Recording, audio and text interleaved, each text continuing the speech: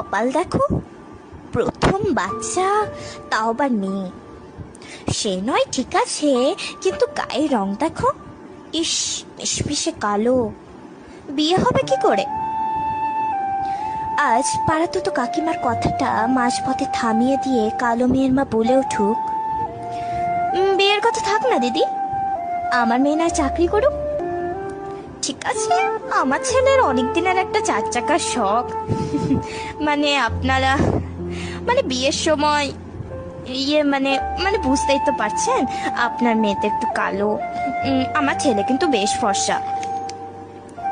পাত্রপক্ষের সামনে বসা কালো মেয়ের বাজনা হয় হেসে বলুক,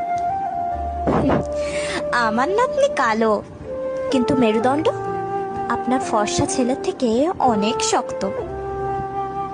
আজ তার আলোর শহরে ঠিক চৌরাস্তার সামনে কালো মেয়ের প্রেমিক বলে উঠুক, আমার আলো হয়ে থাকিস তুই। এই, তোর গায়ের রংটা চাপা তো, সবুজ শাড়ি নিস না।